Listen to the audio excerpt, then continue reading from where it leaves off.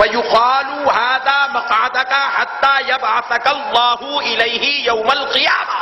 یہ منظر اس وقت تک ان کے ساتھ، یہ کاروائی اس وقت تک ان کے ساتھ چلتی رہے گی یہاں تک کہ ایک دن قیامت کا دن نمودار ہو جائے گا، قیامت آ جائے گی. اس وقت تک روزانہ اللہ تعالیٰ اس کو وہ منظر دکھاتا جائے گا، وہ منظر دکھاتا جائے گا، وہ منظر دکھاتا جائے گا. اب آپ ذرا سوچ لیں، اس سے تھوڑا سا میں ہمارے دلوں کی جو ہے کدورت کو بھی، گندگی کو بھی دور کرنا چاہتا ہوں کہ بھائی خبر میں لٹایا گیا تو اچھی بات تھی، لیکن وہ جنت کیوں دکھائی جاتی ہے؟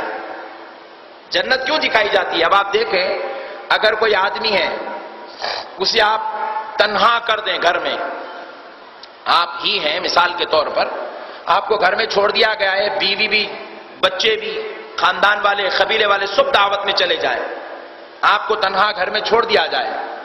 آپ روزانہ تو گھر میں کبھی بیوی کو فون نہیں کرتے، بچوں کو نہیں کرتے، لیکن جب آپ کو تنہا چھوڑ دیا جائے آپ 40 فون کر دیتے ہیں. بھائی کب آ رہے ہو؟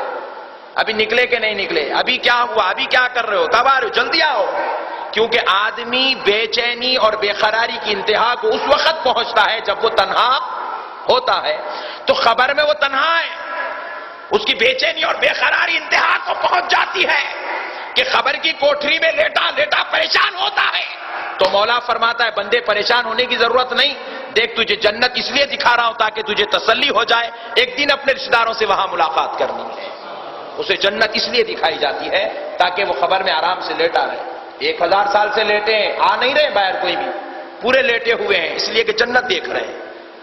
اور اب آپ سوچیں بھائی دوزخ کیوں دکھائی جاتی ہے؟ تو اس کی بے چینی اور بے قراری کو، اب اس کی مثال یوں لے لیجئے، اگر کوئی آدمی جیل میں ڈال دیا جائے، وہاں بھی تنہا ہوتا ہے، حالانکہ جیل میں کھانا بھی برابر ملتا ہے، پانی بھی برابر ملتی ہے، نماز بھی ہوتی ہے، جیل میں ساری چیزیں ہوتی ہیں، لیکن پھر بھی آدمی جیل کو اپنے لیے ایک سزا مقرر سمجھتا ہے، اپنے لیے ایک عذاب سمجھتا ہے، اپنے لیے ایک مصیبت سمجھتا ہے. کیوں؟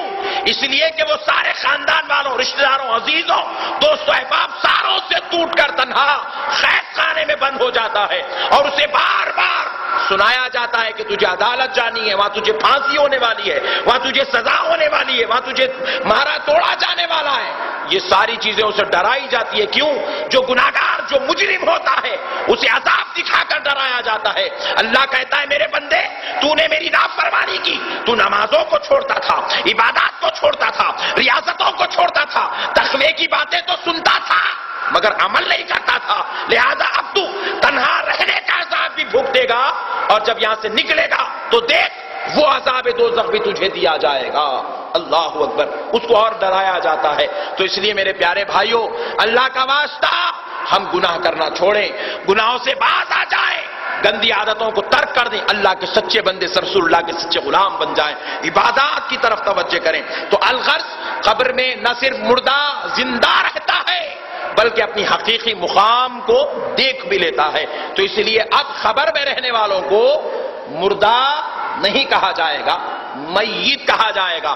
میت اسے کہتے ہیں جو کام نہیں کر سکتی، اپنی اصلی حالت کو، اصلی منزل کو پہنچ چکی ہے. میت کا مردہ ہونا کوئی ضروری نہیں ہے، میت زندہ بھی ہو سکتی ہے. جس طرح انسان ہے، انسان مردہ بھی ہو سکتا ہے، زندہ بھی ہو سکتا ہے. جب تک زمین پر چل رہا ہے زندہ ہے، انسان ہے، اور جب اس کو تختے پر لٹھا کر نہلایا جا رہا ہے انسان ضرور ہے لیکن مردہ ہے. تو میت بھی ایک نام ہے انسان کی زندگی اور موت کے درمیان کا.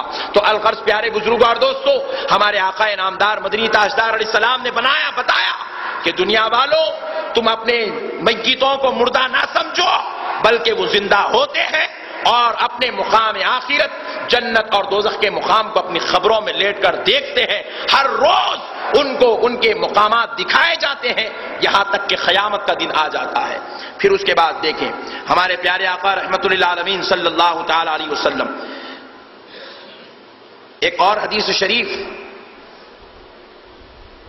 جس کو امام مسلم رضی اللہ تعالیٰ عنہ نے بیان کیا، آقا انعامدار مدنی تاجدار علیہ السلام فرماتے ہیں، حضرت زید بن ثابت رضی اللہ تعالیٰ عنہ، قال بین رسول اللہ صلی اللہ علیہ وسلم فی حائطی لبنی النجار على بغلة له ونحن معه اذا جادت به فكادت تلقيه واذا اخبر 6 أو 5 فقال من يعرف اصحاب هذه الاقبر قال رجل انا قال فمتى ماتوا قال في الشرك فقال ان هذه الامه تبتلى في قبورها.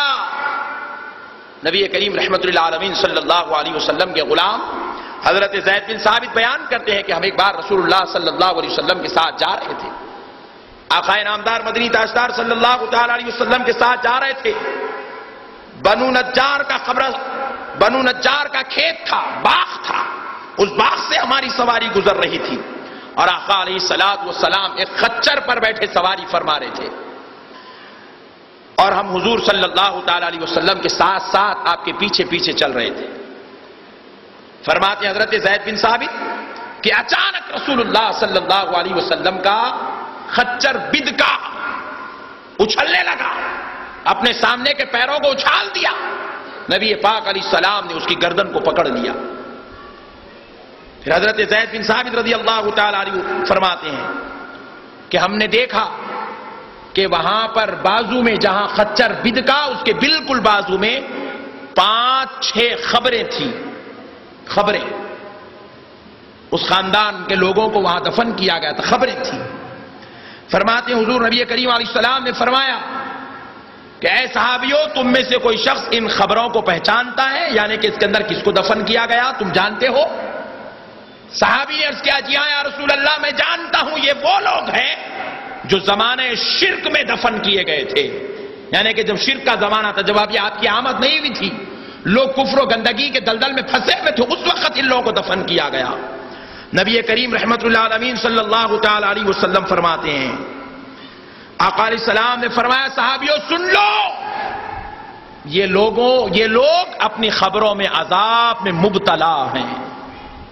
حضور فرما رہے ہیں یہ لوگ اپنی خبروں میں عذاب میں مبتلا ہیں. حضور فرماتے ہیں اسی وجہ سے ان کے عذاب کو دیکھ کر میرا خچر بدک رہا ہے. ان کا جو عذاب ہو رہا ہے خچر کو پتا چل رہا ہے. آپ سوچ رہے ہیں بھائی جب خچر کو پتا چلا اور انسان کو پتا نہیں چلتا، یہ کیا بات ہے؟ اس لیے پتا نہیں چلتا، اس کا ذکر حضور نے آگے فرمایا.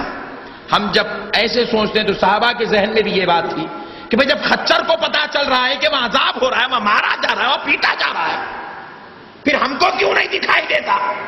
جب جانور کو دکھائی دے رہا ہے تو ہم کو کیوں نہیں دکھائی دیتا؟ تو نبی پاک صلی اللہ علیہ وسلم نے صحابہ کے ان خیال کے ازالے کے لیے آگے ارشاد فرماتے ہیں فَلَوْلَا أَلَّا تَدْفَنُوا لَدَعْوَةُ اللَّهِ أَن يَسْمِعَكُم مِّنْ عَذَابِ الْقَبْرِ. اگر اے صحابیوں تم کو وہ خبر کا عذاب دکھا دیا جائے کہ ان پہ کتنا دردناک، کتنا خطرناک عذاب ہو رہا ہے، کس طریقے سے ان مردوں کو مارا جا رہا ہے، کس طریقے سے ان کی کمر اور پھسلیاں توڑی جا رہی ہے، اگر یہ تم کو دکھا دیا جائے تو تم اپنی میتوں کو دفن کرنا چھوڑ دو گے. اللہ، اس لیے تم کو نہیں دکھایا جا رہا ہے. نہیں دکھانے میں بھی ایک حکمت ہے. اگر دکھا دیا جائے گا تو تم اپنی میتوں کو دفن کرنا چھوڑ دو گے. اللہ اکبر کبیرہ. اسی لیے تم کو نہیں دکھایا جا رہا ہے فرمانے سرکار. پھر اس کے بعد نبی کریم صلی اللہ تعالی علیہ وسلم فرماتے ہیں ان دعوت اللہ لدعوت اللہ ان یسمعکم من عذاب القبر. لیکن میں اللہ سے دعا کرتا ہوں کہ اللہ تعالیٰ تم کو اس خبر کی عذاب کی آواز سنا دے. اللہ اکبر. اس خبر کے عذاب کی آواز سنا دے. راوی بیان کرتے سرکار کا دعا کرنا ہی تھا. ہم نے اس خبر میں جو عذاب پانے والے میتوں کی آواز سنی، محسوس ہو رہا تھا کہ وہ آواز دونوں جہاں میں گھوم رہی ہے. اللہ اکبر. اتنی دردناک آواز تھی. حضور آگے ارشاد فرماتے ہیں، نبی کریم رحمت اللہ علیہ صلی اللہ تعالی علیہ وسلم نے ایک اور حدیث میں ارشاد فرمایا سوائے انسان اور جنات کے کائنات کی ہر شے خبر میں عذاب پانے والے کی چیخوں کی آواز کو سن لیتی ہے، سوائے انسان اور جن کے. ان دونوں کو نہیں سنایا جاتا، باقی کی ہر شے، کائنات کی ہر شے، آسمان زمین جنات، آسمان زمین جانور، جھاڑ پہاڑ، ہر کوئی خبر میں عذاب پانے والے کی آوازوں کو سن لیتا ہے. اتنا دردناک عذاب خبر میں ہوتا ہے. پیارے بزرگ اور دوستوں، تو اس سے پتہ یہ چل رہا ہے کہ بھئی چیخ رہا ہے تو کوئی